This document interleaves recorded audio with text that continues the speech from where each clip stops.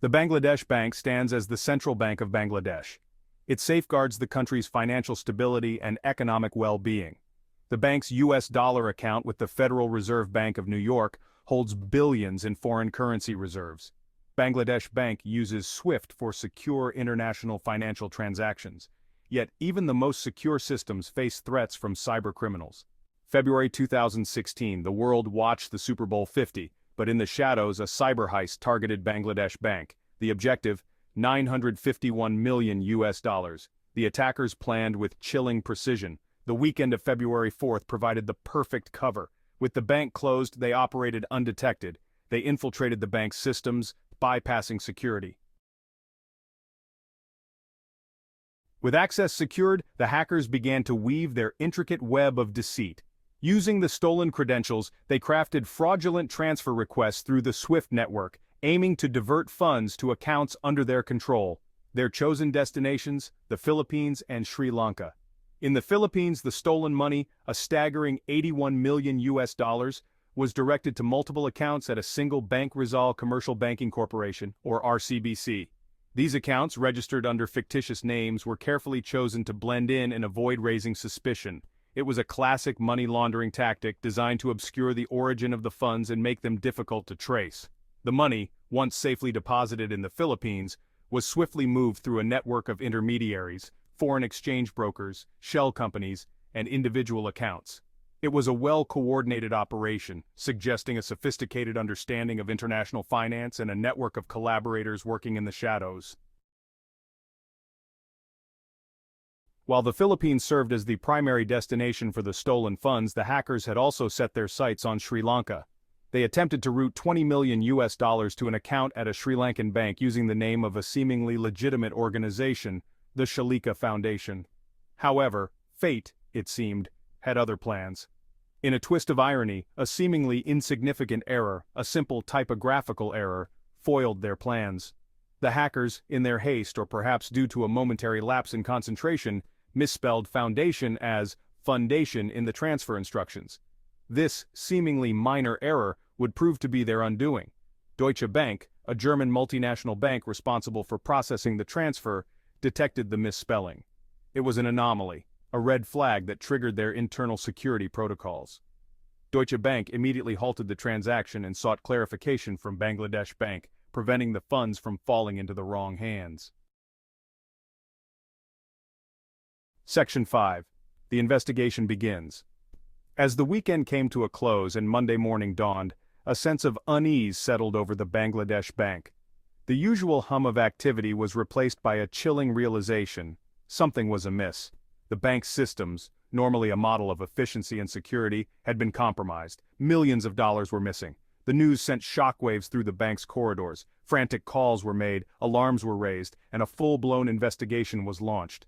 The bank, determined to uncover the truth and bring the perpetrators to justice, enlisted the help of cybersecurity experts, digital detectives with the skills and experience to navigate the murky world of cybercrime. Among those called upon were World Informatics, Cybersecurity and Mandiant, two US-based firms renowned for their expertise in investigating and mitigating cyber attacks. Their mission to retrace the hackers' steps, analyze the compromised systems, and piece together the events that had transpired.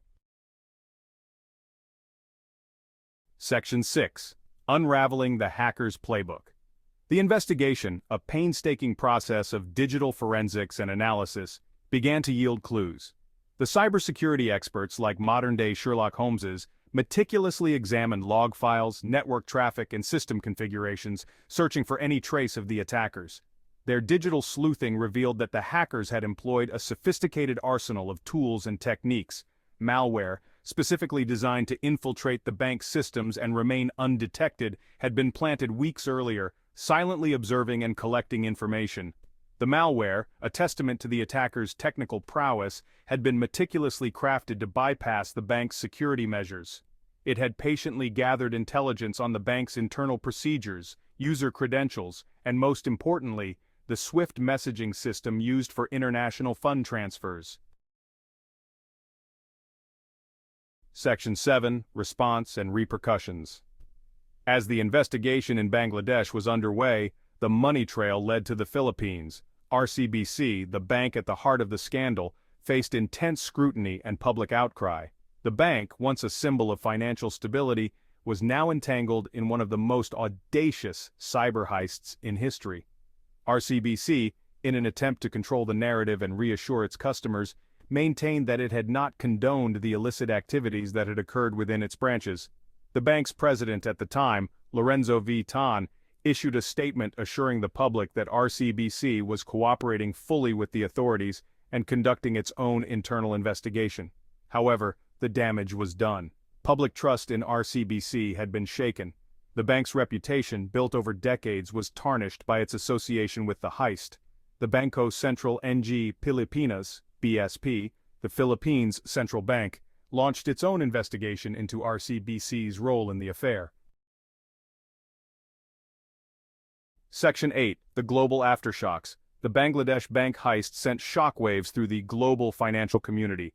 It was a stark reminder that even the most secure institutions were vulnerable to the persistent threat of cybercrime. Banks, governments, and financial institutions around the world were forced to confront a sobering reality. If it could happen to Bangladesh Bank, it could happen to anyone. The incident triggered a flurry of activity in boardrooms and government offices worldwide. Cybersecurity, once a niche concern relegated to IT departments, was thrust into the spotlight. Banks and financial institutions, faced with the prospect of reputational damage and significant financial losses, rushed to reassess their security protocols and invest in more robust defenses. SWIFT, the global messaging system exploited in the heist, faced particularly intense scrutiny. The organization, responsible for facilitating trillions of dollars in transactions every day, was under pressure to reassure its members and the public that it was taking steps to prevent similar attacks in the future. Section 9. Lessons Learned, a Wake-Up Call.